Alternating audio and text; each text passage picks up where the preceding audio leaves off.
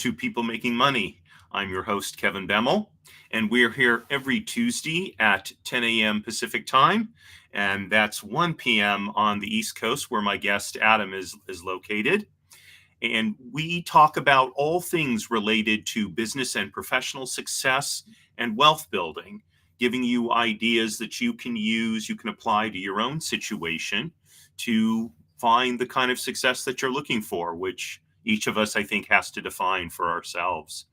So today, I'm really pleased to bring to you Adam Weissman. So Adam and I met, I think maybe about a year ago, 6 months, 12 months. Yeah, we've known each other for a while here. Adam is, as I said a moment ago, is based in New York City, and he is an entertainment and media attorney. And I realized after Adam agreed to do the show that I don't think I've ever had anybody from that industry, especially from the business side of that industry, to talk to us. So I'm very interested to hear Adam's story and how he got where he's at. So Adam, welcome to People Making Money. Great to have you on the show. Thanks, and thanks for having me. Happy to be here. Yeah. So I usually start out an interview by asking this question, and as far back as you're comfortable going, but I know for most people, what we ended up doing isn't what we thought we wanted to do as a kid, right? I know for myself, I did not grow up thinking, I want to administrate trusts. I mean, I think at one time I wanted to be an astronaut, a fireman, right, a train engineer. So when you were a kid, what was it that you thought you wanted to do, when you grew up, right? Because we always get asked that question. Yeah, I don't think there was ever a moment where I knew what I wanted to do or had a really clear sense of what I wanted to do when I was going to grow up. I was always attracted to the arts and performance. I acted from middle school through high school in different school plays. I picked up guitar when I was like 12 or 13, and I've been playing that off and on for, the last, how old am I now? Last 20 something years, I guess. And did a lot of stuff in between that, was really obsessed with kind of illustrating comics at some point. So there's all these different things that I would do as I'll say an adolescent that I never saw necessarily as a career path. What ended up happening was I sort of fell into a philosophy degree in college, which pushed me towards law. Effectively, my very last year, I had this one philosophy of law class, and this kind of light bulb moment went off. I'm like, oh, I really like philosophy, and law feels like the practical application of a lot of philosophy that I was working with. I was doing a lot of ethics-based stuff. I was doing the philosophy of law, and kind of just haphazardly went, I'll take the LSAT, see what happens. And before I knew it, a year and a half later, it was in law school. It was all sort of history from there. So how did you make the bridge from what were, it sounds like, primarily artistic endeavors to philosophy, which is, a very sort of academic, scholastic field, and at least on the face of it, I don't really see a connection between the two. I don't think there was. I definitely had a background in English and sort of creative writing, which does lend itself in some ways to philosophy, because a lot of it is just understanding language, reading comprehension, being able to frame things properly. It's probably this foolish idea I had when I was going to college that philosophy seemed more practical. Although looking at it now, that's a very silly thing to say. And I would keep my artistic pursuits sort of going in the background. Nothing ever raising to a professional level, but I never let that go. Although certainly once I got into law school, there was a moment where I was pushing a lot of those things to the side and focusing just on the law, what I was going to do in my legal career at that point. Mm-hmm.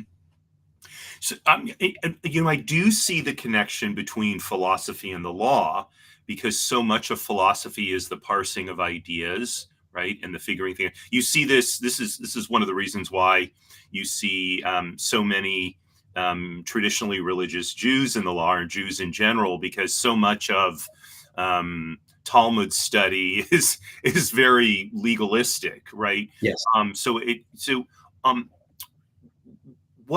what was it about? And I as I think back, I took a philosophy class or two. I think when I was in college, I think I took a class on rhetoric, and found it quite fascinating. So, what was it about? Well, let me give you the basis for this question. Philosophy sounds so esoteric, right, compared to something more practical like business or engineering or mathematics, the STEM subjects. What was it about philosophy that attracted you as essentially a teenager, that you decided I want to spend 4 years studying this topic? It does seem a lot more esoteric than a business degree, or even in a theoretical math degree or something like that. But fundamentally, philosophy is about asking questions and trying to understand things. It's the philosophical inquiry is always the first inquiry into every subject that's ever existed. Science exists because philosophy came first to ask those preliminary questions, and then science came out of that. Um, and it was just this very attractive notion of, let's learn a way of thinking as opposed to necessarily specific pieces of information, because I could not for the life of me recall the specific topics that I was studying at the time, whether it was like the classic Greek philosophers or more modern ethical pieces. But that mode of questioning things and questioning the foundation of things, getting to have a really deep understanding of anything you're working on, was very exciting. And again, the translation to law is obvious, I think at least, but it was really funny to see when I started as a first year law student, we were doing all these preliminary, like these introductory courses, and the questions I was asking were going over the heads of a lot of my fellow students, because they were coming from a business background or something else, where everything is just like, here are the facts and here's what you do with them. You don't question things as much. Everybody caught up more or less, we'll say, by second semester or the second year. Right. But it was just really exciting to be able to spend my time asking questions and kind of analyzing in that way. And you talk about the like Talmudic history. I had a background going to private Hebrew day school for a large portion of my life, and come from a Jewish family. So there is this already tradition of people just kind of like asking questions and doing these broad inquiries. And I can go back to talks I had with my grandfather, my Zadie, back in the day, and he's always questioning things. And I'm like, oh, it feels like philosophy is in some way built into my DNA. And there was a moment where I was doing some philosophy of religion classes too, and Jewish stuff came up, and I'm just like, oh, this feels like riding a bike type of thing.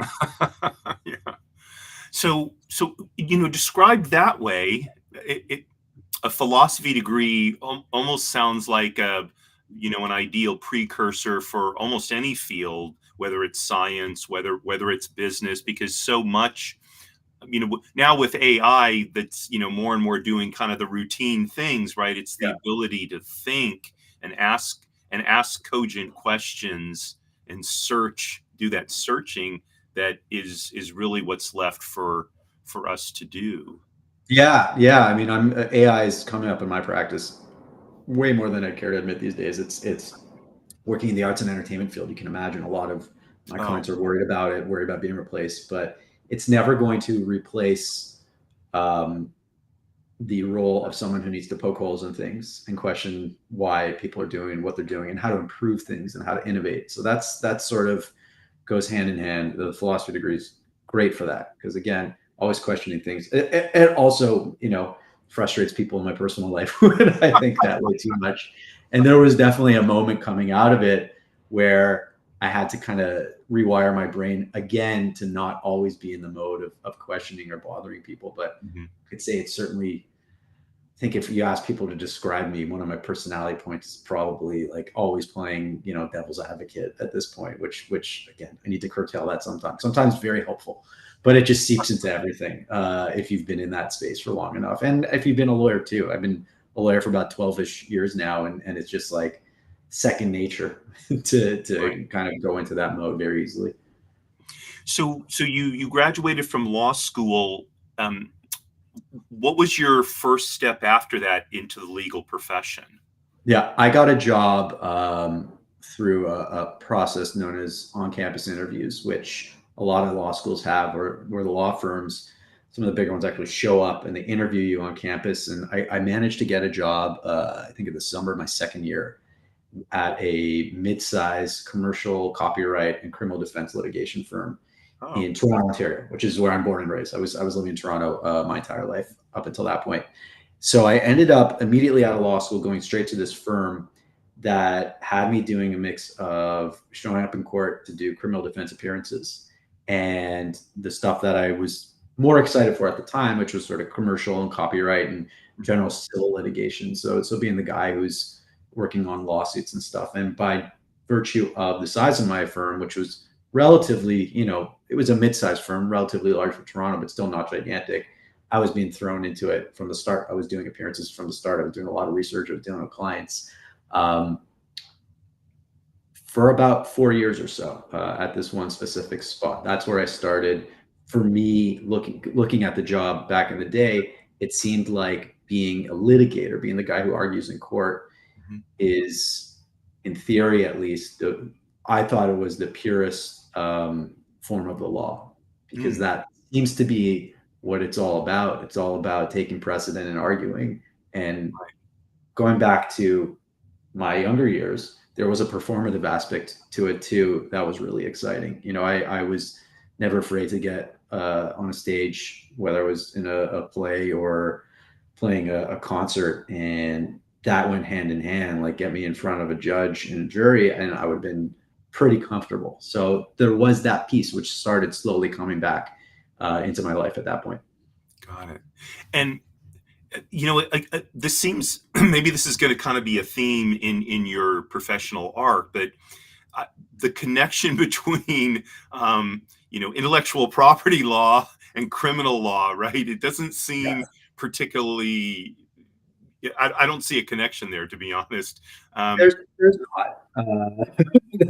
There's not a direct connection. There's a connection of, you're still arguing the law, and the fundamental way the law works is sort of the same across everything. You got legislation, and you have jurisprudence, and you have to use those as your basis for your new arguments. That's really it. So honoring what came before and sort of reworking that to fit your situation. I was basically told you have to do these criminal defense appearances, and the second I was a little more senior and got a chance to stop, I did stop. It was really good exposure. It put me in rooms with people I never would have met, with all people from all different walks of life. Which at that point, I was probably pretty sheltered, all things considered. And suddenly, bam, you're dealing with all these people who are getting criminal charges thrown against them. You're dealing with the police. You're dealing with different types of lawyers. You're dealing with people in the system. So it was pretty fascinating just to have that, not even for my career, but just as a human being. But no, the connection back to intellectual property is not there. And even at that point,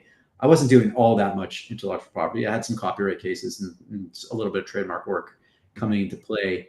Um, you'll note I did not say a single word about media and entertainment work, because at that point in my career, I had no clue that was going to be the exact place I ended up when I first started. Although I'll say within the first year and a half or two, something started forming. Partially was, as a second year lawyer, you're not really expected to bring in work, but I did occasionally, and they were always people I knew who had some sort of hand in the sort of media entertainment space on some small capacity. They were tiny clients because they were like maybe people I went to high school with or something like that, who couldn't really afford to pay a lawyer because we were all in our like mid-20s. mhm. But that was sort of the first inklings of getting into the media entertainment space. bring in those clients. We had a very small transactional department working on deals. And anytime I would bring in someone to them, the head of the transactional department was like, you should be working on these files with us. And I did. And I started learning there. And that really started the seed of what would eventually become where I'm at now, like 12 years later. So, was there kind of an interim situation between your 4 years with the Toronto firm and starting your own firm? What was kind of how Not did you make that transition? Not really. I was really burned out from litigation, and I realized that towards the end of my tenure there. And to make a very long story short, my wife, who I was just dating at the time, had a job opportunity in New York City, and I am lucky enough that my family is actually from New York City originally. So I was just like, go there. I'm really tired of my job. I'll kind of see what happens. And in the summer of 2016, I ended up writing the New York State Bar. Ended up moving to New York a few months after that, started getting out there, networking. And before I knew it, was admitted to the bar. And while I was interviewing at a bunch of in-house entertainment companies, Oh, um, ended up actually just taking on a bunch of clients. I was, for the first time in my life, I was really getting out there and meeting people. And by January of 2017, I had a bunch of people that were like, Adam, we know you passed the bar. You can take us on as clients now. And at first I scoffed at it, but once I had a handful of people asking me, I'm like, oh, I think there's something here. I think I've corralled enough potential clients together that maybe I'll be able to pay rent this month through that or something like that. And I will admit that for the first maybe 6 months or so, I wasn't sure exactly what my path was going to be. But what ended up happening in around mid 2017, I was not. I think I had just turned 30, and I was looking for clients everywhere. And it's a lot easier to get clients when you have some gray hair and you've been doing it for a while. And me, meanwhile, I had 4.5-ish years of experience at that point. I ended up getting into the sort of content creator influencer world, which was in its very early stages at that point. Instagram had only been popular for a few years. TikTok didn't exist. A lot of platforms didn't exist yet. And ended up becoming the lawyer for this management company, this social media influencer management company oh, that was sort of pioneering in the space. There were only maybe a couple others that existed at the time, or at least a couple others that were older than it. And having that sort of cemented, okay, I can do this. And that has led to where I am today, which is, I'm sure we'll talk more about this, which is really I'm doing traditional entertainment, but I'm also doing a lot of more new media, digital media stuff that wasn't necessarily a thing a decade ago. Working with a lot of content creators, working with a lot of commercial production ventures in the digital space. And that's what really cemented me being able to open a practice so early in my career. mhm. Um, because if I had just been focusing on more traditional entertainment, it would have been a lot harder to get my foot in the door. So, what was it like being involved with that management firm? Really, at the birth of this whole sort of, I mean, it's really it really has changed the whole, not just the media landscape, but the information landscape, the whole way almost everything is done. I mean, you practically cannot pick up a newspaper.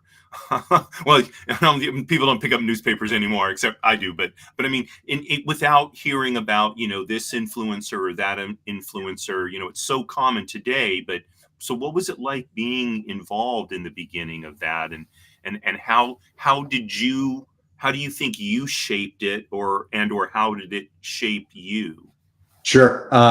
It was fascinating. I was doing some music law work and a little bit of film work, and that stuff had really cemented itself, and the structure for it was more or less established by the time I started doing any of it. But by contrast, the influencer world, which is now being rebranded as the creator world for the most part. But Oh, anyways, okay. that's we'll see where that ends up in the next year or two. But Right. it was so new that from the legal perspective, you know, we'd have deals worth tens of thousands of dollars, if not more, that were being done with a handshake. And for me to step in and be like, whoa, this is too much money. We need a contract in place. That was seen as weird at that point. And there weren't a ton of lawyers. It was like, I think deals were being done through handshakes and text messages and really brief emails. And there wasn't a lot of convention yet. What had happened around that same time was the Federal Trade Commission, which is this federal agency that, amongst other things, is there to protect consumers from misleading advertising, deceptive advertising, had done its first sort of foray into the influencer world and actually got a brand and a whole bunch of influencers in trouble for not being honest about the fact that they were getting paid to advertise things. And that sent a bit of a shockwave through the emerging industry at the time, because suddenly people realized, oh, there are repercussions if you're not doing things properly. And that was sort of the landscape with which I was entering into it, of people going, oh, we need to start getting a little more serious about it. And that's when, you know, lawyers and accountants and other professionals sort of step in and start making things happen. What was really exciting was developing, I'll say, early contracts and figuring out what the appropriate sort of standardized quote unquote terms would be. And there are no standardized terms to this day, but there are different issues that would pop up that 6-7 years ago were huge fights that today are, you know, I'm able to brush it aside with a sentence saying, nope, this is just how we do it now. Talk about intellectual property. You know, one of the big questions back in the day was, who's going to own all of these posts? If an influencer is making it and publishing it themselves, but the brand is paying them for it, who's going to get to own it? And there was probably a 2-year period where that was a fight with almost every single deal I was working on. Now we're out on the other end, and for the most part, with a handful of exceptions, it's the influencer owns it and gives the license back to the brand. And that's kind of like, you know, it's not law, but Right. it's that's just how it's done now. And you barely have to explain yourself to get to that point. So it's kind of interesting seeing how much that's changed just in the last 7.5 years or so.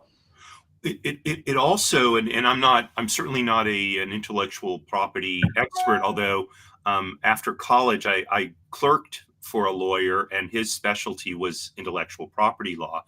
And you know, the idiom, and this is going back to the early 1980s, basically. So the idiom back then was, if I got hired by someone to create something, that was a work for hire, and that was owned by the company who paid me, right? I had no intellectual property rights in that. And again, I don't like you were saying, I don't think that was law. I just think that was kind of the So way. the law, yeah. So the law about that basically says, if I'm put employee aside, because that's its own thing. If you're an employee of a company, the law says anything you do is owned by your employer. Right. But yeah, let's talk about a contractor, which all of these influencers effectively are. They're independent contractors. The law says if the agreement states explicitly that your work is a work for hire, or it's assigned back to the person commissioning you, then that person or that brand gets to own it. But if the contract is silent on that or says anything else, the default is that the person that makes something actually owns it. That's how copyright law works. And for the most part, in other areas of both entertainment and advertising, and we could talk about how the lines between that have blurred in the last decade as well. But for the most part, yeah, when you are working on a film or you're working on a commercial, you as a contractor, whether you're in the crew, whether you're a photographer, whether you're on-screen talent, any of those things, your work is work for hire for the benefit of either the advertising agency or the brand that's hiring you. The major difference here is, and this is what sort of upended everything from the normal conventions, is in every other aspect of entertainment and advertising, the brand or the advertising agency is the entity that's publishing the thing. They have final control over what goes out. In this case, you're going to, these influencers have these established channels with hundreds of thousands or millions of followers, and they're responsible for actually publishing it and showing it to their own audience.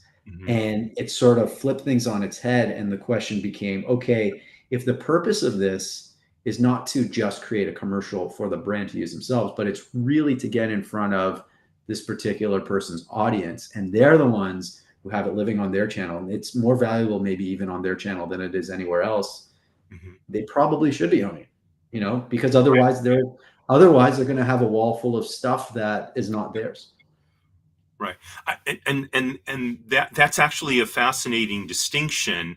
But as you're talking through it, I'm thinking, yeah, that makes perfect sense, because it's a whole different distribution system, really, or a whole different promotion system, whatever you want to call it, than what was going on before. And so the Sure. idiom would be Also different. chalk it up to me being a compelling lawyer. Maybe it makes maybe it doesn't make as much sense as the way I pitch it, but I agree. That's a big part of it. And then the other piece too, which in my mind is it really upends things, but it's tied to the same piece, is if you're a brand or you're an advertising agency, you don't have control over that final piece of that final video or that image that goes out, and that's a scary thing to have to let go of.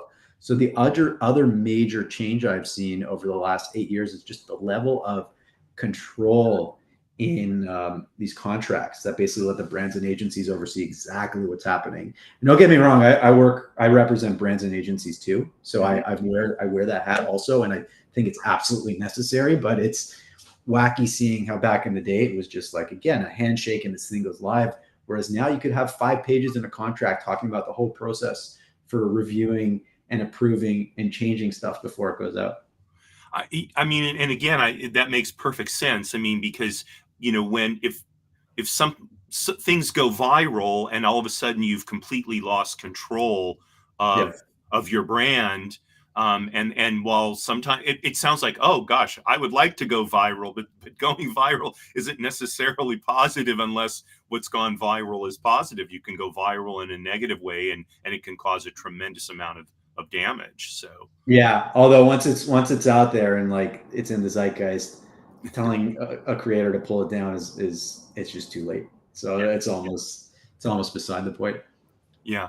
Um, so oh shoot, I just lost the next question I was going to ask you.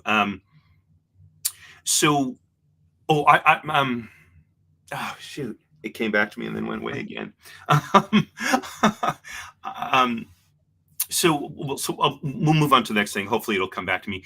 Um, so you're involved with developing really this new area of the law, and you talked about kind of getting out there, for the first time in your career. And when I hear that, and I'm look, I started my own business back in 1986, so I think probably around the time you were born. So getting out That's there to me, that's exactly how I was great. getting out to me is like going to networking Yeah. meetings, going to this group, that group. What did it mean for you, as a lawyer, building a practice starting in the sort of mid 2000 teens or late Yeah. 2000 teens? What does it mean to get out there, especially connecting with influencers? I'm very curious about that. I've never thought about this idea until just now. Sure. Yeah. I mean, a big part of it has not changed since the 80s and before, where you are meeting people in person, you're going to events, you're getting out there, you're schmoozing, following up, and you're going for coffees to really get to know the people that you're interested in working with. Obviously, influencers are operating on a digital scope and digital scale. So, there's a component of being online and available there. One thing lawyers have to be careful about is not soliciting clients. So for me, it was never, I never, yeah, we're not allowed to do that. You can't reach out and be like, I think you need a lawyer. It's a little more complex than that, but that's basically the gist of it. And Oh, so huh. I was always hesitant to go out and send like just mass emails or direct messages on Instagram and things like that. Although it's happened from time to time. I'll meet people on LinkedIn kind of randomly and go from there. But really, so what's been interesting, talk about in person or not. Pandemic hit 4 years ago, and suddenly all of my networking became exclusively virtual. And as things started getting a little bit better, I started going out and meeting people more in person, and found that you can't beat making a connection in person. So to this day, that's what I try to do more than anything.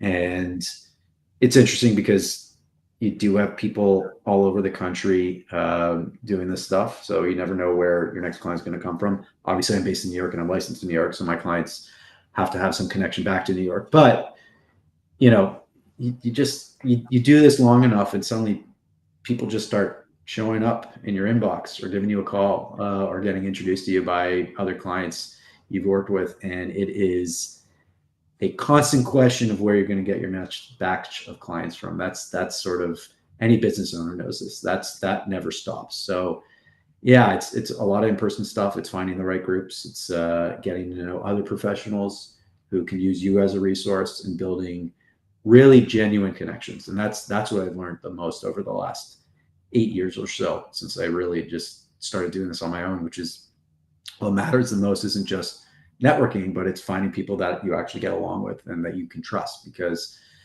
if I meet a bunch of accountants and one of my clients needs an accountant, I'm going to send that person to the accountant that I think is going to do a really good job. Right. And you don't get to know that through a couple emails or even just a Zoom call. Like, you really need to get out there and chat with this person and get to understand how they work. And in some ways, understand that their way of treating people and their way of operating their business matches yours. So there's going to be this wonderful sense of continuity when you send your clients out there, and vice versa. If they send people to you, you're going to know that, like, okay, this person's in good hands with Adam, partially because he runs his business like I do. Right. I do find this absolutely fascinating, that your clientele is, was and continues to be at the forefront of the digital world, and yet when all is said and done, the meeting of them is taking place, analog, essentially. A lot of them. Don't get me wrong. I've got a bunch of clients that I've never met in person, and we've been exclusively digital. But yeah, it's. I will say, I'm a millennial, and that's sort of the mindset I see. Gen Z, one generation younger, they're a little less in person than I find colleagues of my exact generation to be. So it could be shifting. A big part of it too is a lot of my clients are in the sort of content creator digital space, but I'm also working with a lot of producers and more traditional artists and other folks who have some. I mean, everybody has social stuff going on at this point, but they're doing things a little more traditionally, so they're kind of in line there. A lot of my photographers I like to meet in person before we really start working together, so that is kind of nice in that piece. But yeah, I don't think networking ever changes. It's the more you get to know someone, the better you get to know someone, the more likely something is to come of it. And I just don't think you can build the same connections purely virtually that you can in person. I mean, I agree with that 100%. And I think most of the people that I have strong professional relationships with, I have met, face to face at various times. Although, like you, I do have some who I've never met face to face. Although typically we've at least spoken on the phone. So, I think the more the more authentic the connection, if you will, I think the easier it is to build that relationship, because you're getting a sense of who someone is without the digital filters, if you will. Yeah, it's also just a lot easier to pick up on physical cues and when you're interacting in person, and you sort of, there's a lot that's missed out when your face is put flat on a screen, and it makes a big difference. But it's interesting contrasting with, a lot of my clients are putting out stuff exclusively on like Instagram or TikTok, but they're doing stuff that caters specifically to that medium. So it makes sense. They still have things that they need to do IRL in real life. So it's all about figuring out what medium makes a sense for what you're trying to get across. Well, as I think about it, and so I know, I check my Instagram feed, every morning, because I follow things that I think are beautiful or inspiring or whatever, right? And I know there's one person in particular. I guess she would be considered an influencer or a creator. She's a young historian based in England, and most of her posts are, she's at some historic place in England. She was at Stonehenge. She wasn't at Stonehenge yesterday, I don't think, but she did a one that from Stonehenge that she posted yesterday, and so what she's doing happens in the real world. She brings it though to those, and she's got millions of Sure. followers, between Instagram and whatever. She brings it to, people all over the world. I mean, I'm here in California, pretty far away from, England.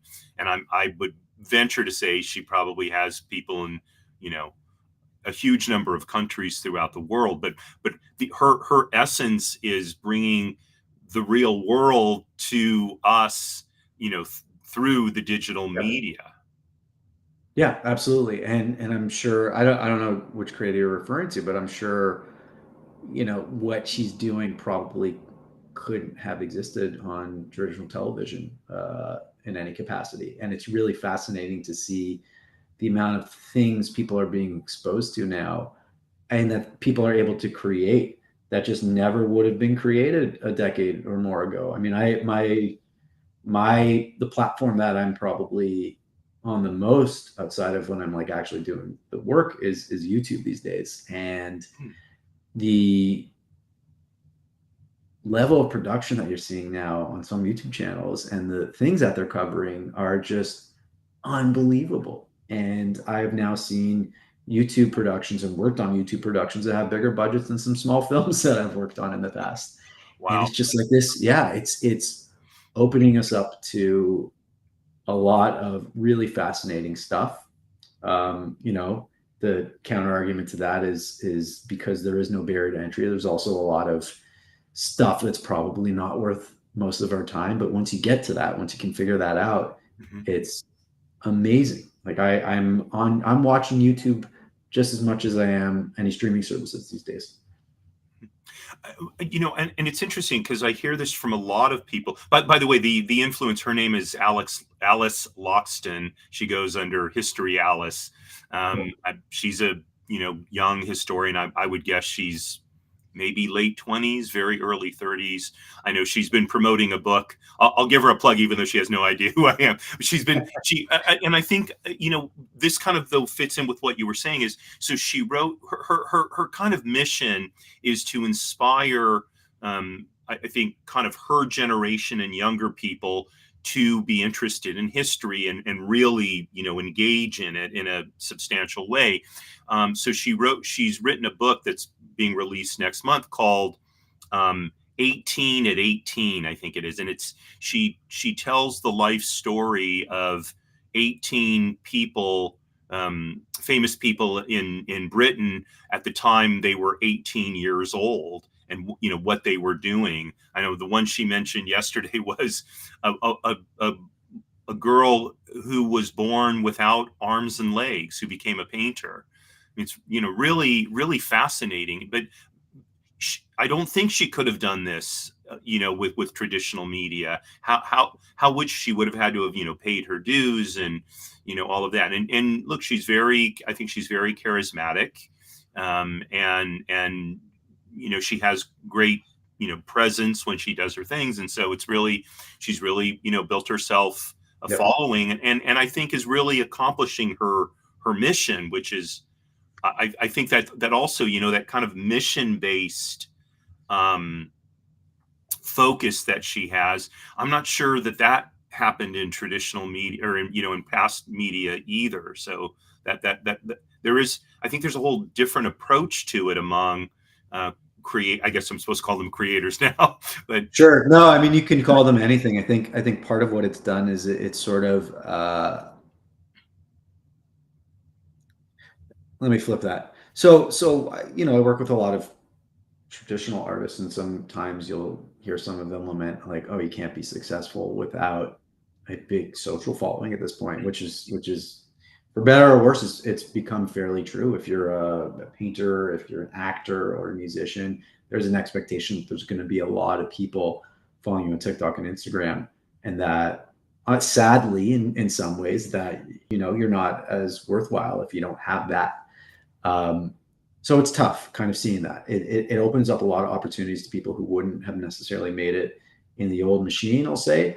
But the flip side is everyone is sort of expected to play in that playground in some capacity if they want to further their artistic or creator career. It's sort of,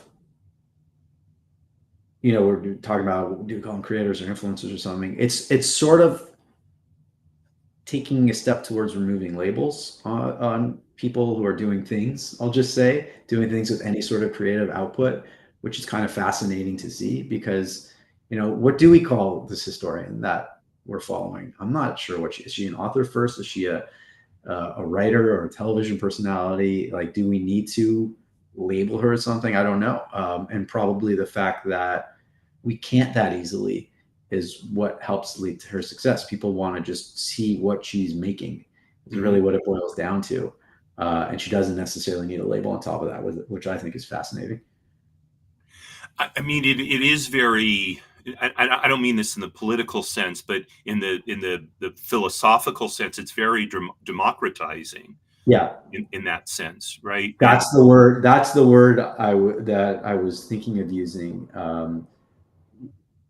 Just being worried though that it is also toxic in some ways, and the way the algorithms work right, really remove some of that democratizing effect because, you know, you never know what's going to go viral because of whatever TikTok's hidden algorithm is supporting that month or that year. right. But it really is. It's sort of,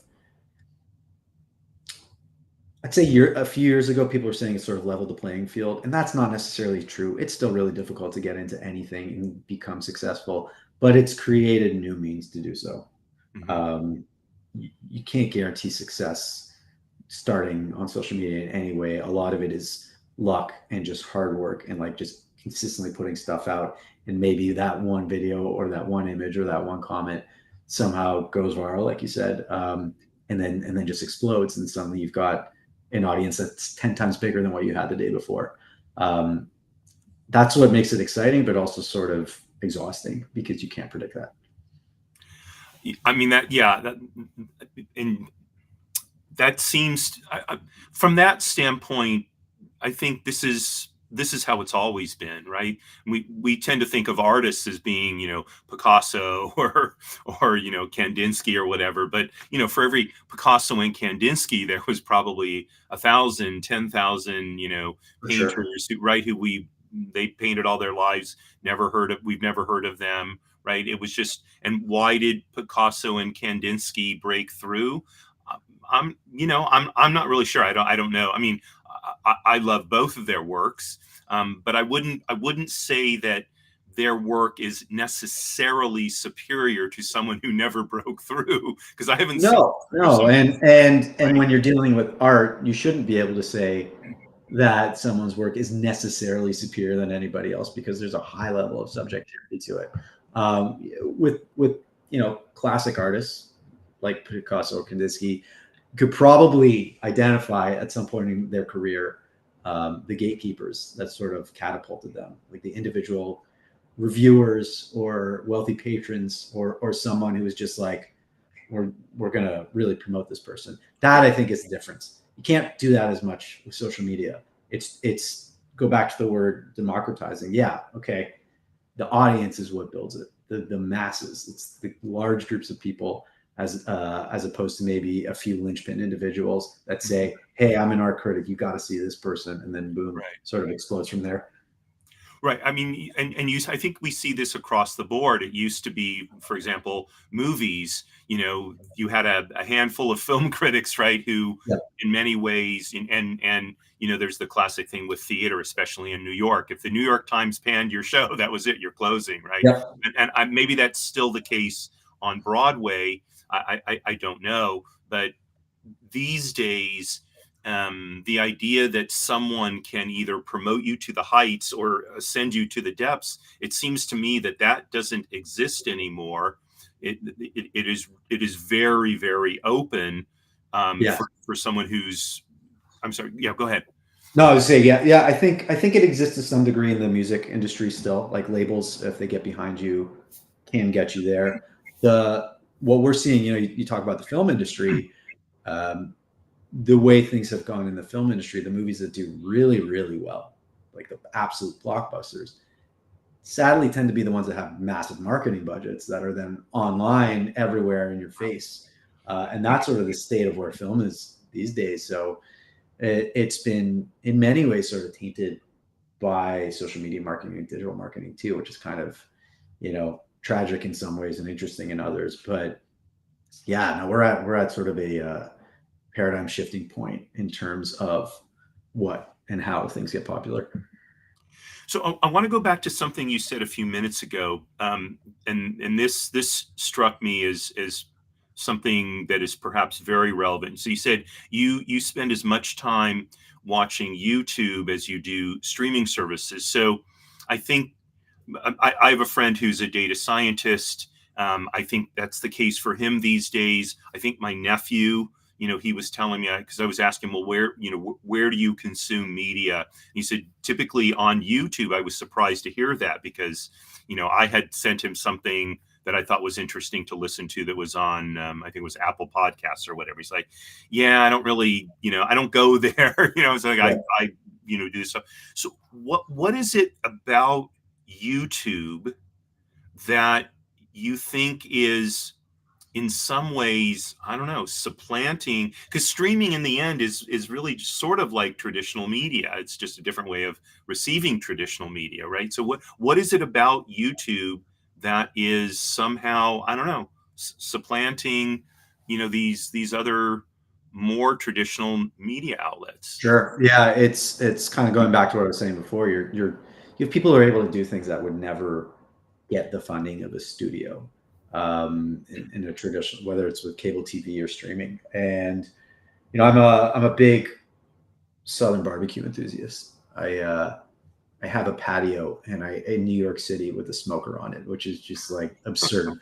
Um, and there are tons of people on YouTube who are literally just making videos, going in depth about how to smoke different things and how to operate a barbecue and how to cook over fire and all these things that, if you go to Netflix, by contrast, I think there's currently a barbecue competition show. And I think Chef's Table did a 4 episode miniseries about barbecue. But beyond that, nobody's going in depth in the level of these people that I follow on YouTube. It just isn't a thing. So you're able to see that. And then the other pieces too, you can have one person creating a really laid back, relaxing show that has very little production value, but they're saying something or they're doing something that's just really hitting an audience in the right way, that you don't get that. And in some ways too, on YouTube and especially on the other platforms, a lot of these creators are creating these parasocial relationships with their audience where they're not just being entertained, but they're getting something else out of it. You're following, let's say, a family who goes camping and lives in the woods half of the year, but you're not just seeing a one-off of how they camp one time. You're following them for years, kind of just seeing their progression, and it's absolutely fascinating. You're not going to get that in streaming, which in my mind at this point is pretty analogous to what cable was 20 years ago, because we are all paying for it. It is hard to know which one to use. Back when Netflix was the only streaming service people were using, that was a different world. But now it's really become more like traditional cable, where it's just like, okay, there's a few things on this I want to watch, and I'll pay for the whole thing anyways. And Right. the only major difference now is just like I get to watch it when I want it, as opposed to waiting for that specific time of the week that you're able to watch your show. I mean, it's interesting that you raise that because yesterday or the day before, I got an email from Sling, which I've had for many years, primarily because it's a less expensive way to access Turner Classic Movies, which I like Sure. classic movies, and Yep. right. And they were asking me about my Sling subscription, what I tell other people about it. And I'm like, yeah, no, not really, because it's gotten so much more expensive for Yeah. what is essentially, one network that I want to watch. And unfortunately, for whatever reason, that one network doesn't want to have its own standalone, thing. So you have to, you know, Sling is the only thing I found so far where I can get it. And then when I was in the hospital a couple of months ago, and the hospital you can stream Pluto, which is free, right? Yeah. And it's like I had no idea that it's like the selection out there is mind-boggling. It's some ways it's even worse than cable, because at least with Yeah. cable, wherever you were, that was what you got. Yeah. You know? But You now, have decision paralysis. There's too much stuff, and you're just like, oh, I just spent an hour and a half scrolling through my options, realizing it's now bedtime. Basically, I yeah. definitely had evenings like that. No, there's and beyond the, I'll call more mainstream streaming services, there are all these specialty services now out there that caters to really niche things. Like there are horror streaming services you can get that literally just have horror and suspense films. It's tough unless you know exactly what you're looking for. It's not easy to just figure out like what you should be using. So you're maybe a good person to ask this, because look, for anyone who follows the entertainment and media news, the big thing, at least at the big media companies, is how are we going to actually make money with streaming, because most aren't, right? Except for next Netflix. And at the same time, I'm seeing a lot more competition, not just in the streaming world, but just in the content creation world, both at sort of the more sort of corporate level, but also, like you were talking about, just sort of individuals doing these very deep dives. Where do you see all of this going? Yeah, that's a good question. And I talk to my clients a lot about it these days. And I will say this year in particular, it's slow for a lot of my clients across industries. So it's certainly something that comes up quite a bit now when I'm talking to quite a few of them. And hard to say definitively. I think in media, a lot of it's going to be uh, specialized media companies focusing on pretty niche things with relatively small teams, as opposed to the giant media companies that were dominating online a decade plus ago. For streaming, I don't know. I think a lot of the streaming services are sort of learning through their mistakes right now. Netflix is not doing that well, all things considered. They've had waves of layoffs, and they're canceling shows that the audience loves and producing others that totally bomb. I don't know where that's going to end up. In the movie industry as a whole, it's like trying to find its place. We're at a strange time. I think part of it is the younger generation are now in tune with short form video, which was not really a thing 5-10 years ago. Figuring out how that's going to play out long term is a big deal. And I think part of it is realizing that at every stage of the entertainment media industry, there's never really been that much stability. Things have changed from radio to black and white to talkies to TV and home to just like new tech coming out all the time. So it's hard to say where things are going to end up. I think part of it's going to be just sort of finding your niche and figuring that out and not worrying about all the noise around you. And then we'll see. And, it will democratize. It's sort of going to, the economics of it makes it all democratizing, because the things that will last are just going to be the things that can afford to last. And that's kind of how it goes. In some ways, it's almost as if we're coming back around to the genesis of media, when you think about things like Nickelodeons, right? Where you put a nickel in and you had something that was maybe a minute long or something. That's where it all, and then it grew a little bit longer, and then eventually went into long form. And Yeah. I mean, are we seeing the industry coming around, do you think, back in the sense that it's in some ways it's going back to its roots, but maybe the history of it will somehow repeat itself? What do you think? It's possible. It's also possible that some 20-something-year-old influencer is going to do something totally novel on TikTok that just picks up, and now everybody's imitating that person for the next 5 years. It's hard to say.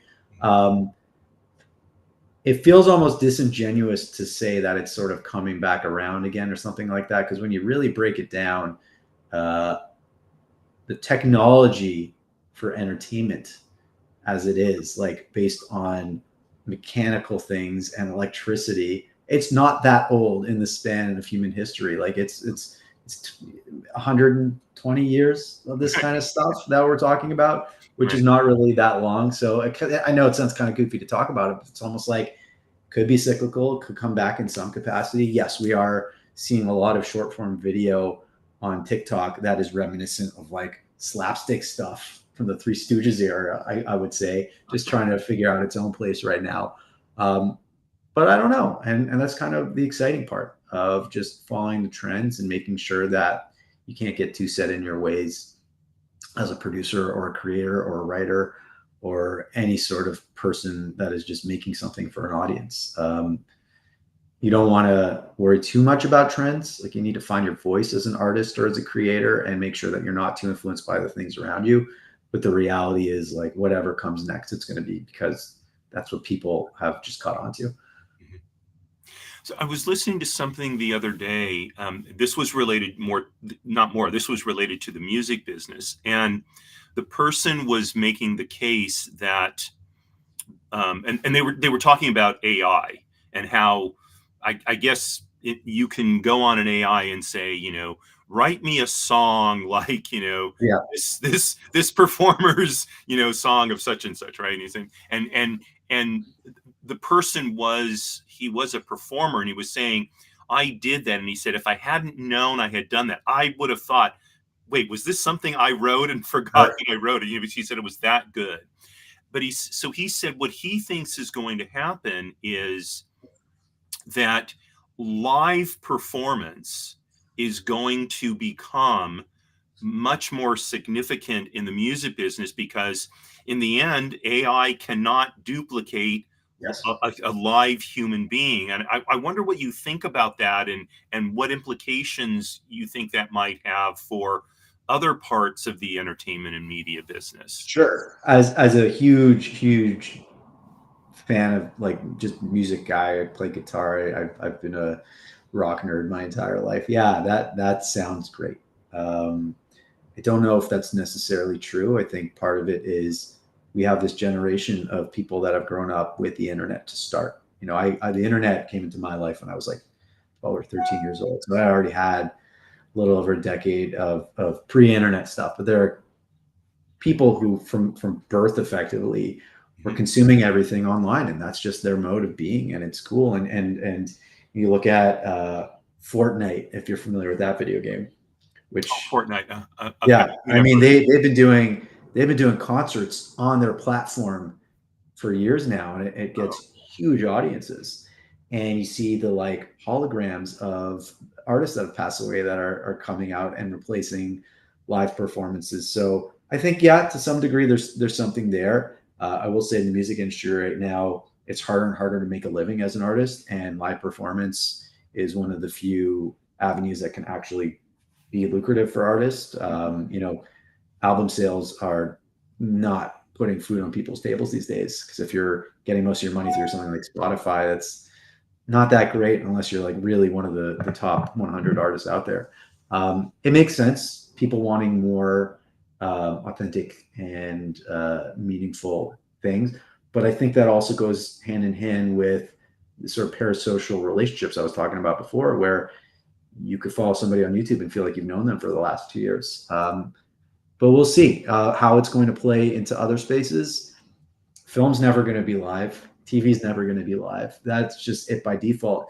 Theater is a nice little niche area that I do a little theater work, and I'm a fan of theater, but don't know a ton about it. But I think it's safe to say that like it's sort of its own thing. And if you're not into it, you're not going to it, as opposed to film and television, which has always been more accessible.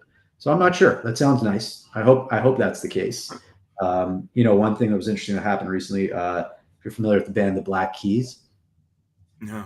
They're sort of like an indie rock band that have just been huge over the last decade or two. And, they started, it's these two guys that started small, and now like all their songs are in car commercials and stuff. So they're massive.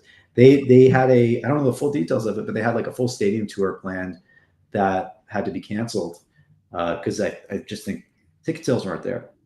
Ticket sales were unbelievably expensive, and they ended up replacing it, or they're going to be replacing it, I think, with a more intimate series of shows in smaller venues, which to me, again, as a music fan, I go, oh, that's awesome. Yeah, I would much rather spend my money being 20 feet away from these artists in a small venue with a few hundred people rather than with, literal tens of thousands of people on top of me, seeing them as specks half a mile away. So there's something to be said there. That makes a lot of sense. I think part of the problem with that too is it's somewhat elitist to suggest that that's the future of entertainment, because not everyone can afford to be in a room with an artist or afford those concert tickets or afford to go to a talk by your favorite writer or something like that, or even just be in a position to have the time to do that. So maybe that will grow as its own thing more and more in some capacity, although I think it is there anyways. But there's always going to be a need for easily accessible entertainment. And that's what social media has made even more easily accessible in the last few years than anything that came before it. Well, I mean, there's so much more I'd love to dig into. We're already at the 1 hour mark, so unfortunately we're going to have to wrap it up here. But I'm going to have you back on again, because like I said, there's so much more here, and I mean, I feel like we've just barely scratched the surface in some ways. There's 20 other questions at the back of my mind just based on what you were just saying. So Adam, thank you so much for coming on the show today. I just want to take a minute and kind of summarize some of the things that you've said for the benefit of the people watching. And I think the most important thing you said was that to be successful in the entertainment and media business today is to find your niche and not worry so much about what other people are doing, but really develop yourself within this area that you have a very keen interest for, and be persistent in creating content and in putting yourself out there, and just understand that this is what it takes to, hopefully be successful in the entertainment and media business, but also that, not everybody hits. So, it's a gamble. Is that a reasonable summary of? Yeah, you put it well. It's about being authentic to yourself and building out something that you believe in. And sadly, the tough part on top of that is, it's really hard to be successful in the industry. You see a lot more things come out that don't make it in front of the general public that do. But persistence is key, and loving what you're doing is key, and building out something that you believe in is absolutely key. And today more than ever, if you can find that niche audience, there's a way to not necessarily become the biggest artist in the world or be a multi-millionaire, but at the very least, if you find your niche audience, you can earn a living. There's a lot of artists out there who are earning very good livings without being the international megastars that we all read about in the tabloids. Very good. Well, again, thank you so much for coming on the show today. I can't tell you how much I appreciate it and how much I enjoyed it. So I'm just going to wrap things up, and we'll go offline and talk for a minute. So folks, thank you for joining us. I hope you enjoyed the show and got something out of it. And if you have any thoughts, comments, by all means, our social media links will be in the show notes after the show posts on YouTube. And so feel free to comments, criticisms, all of that. I'll also put Adam's contact information in there. So I guess Adam can't ask you, to be your lawyer, but I can, and you all know I'm shameless when it comes to that sort of thing. So, if you need legal advice, high quality, well-informed legal advice. I've met other entertainment attorneys in my career, but I will tell you, Adam's knowledge is really unmatched, especially in these more new emerging areas of the media business. So I couldn't recommend Adam to you highly enough. But his contact information will be in the show notes as well. I'm sure he'll be happy to get an email from you if you have questions, and especially if you're looking for someone to represent you. So tomorrow at 5 p.m. Pacific time is my every other week show, Jiggers' Place. This is an opportunity for us to talk about all the things unrelated to business and professions. And tomorrow, we're going to be sharing a cocktail, a Jerusalem Sour, which is in honor of my topic, which is I'm going to disclose to you what I think is the most Jewish TV show of all times. I'll be curious if you can guess what that is, because I'm pretty sure that you cannot. Okay. It's not Mama's Place, by the way. So I invite you to join me tomorrow at 5 p.m. It's an opportunity for us to spend about a half an hour together as we move off into the end of the week and the weekend. And then, of course, next week, we're back on Monday at 10 a.m. Pacific time, Trust and Estates Weekly. Tuesday at 10 a.m. with business lessons from the military. And then 7 days from today, we'll be back with the next edition of People Making Money. So again, thank you very much for joining us. Thanks again to my guest, Adam Weissman. Wishing you all a wonderful rest of the day, and signing off as I always do. Marie, you are my bell. Courage at all times.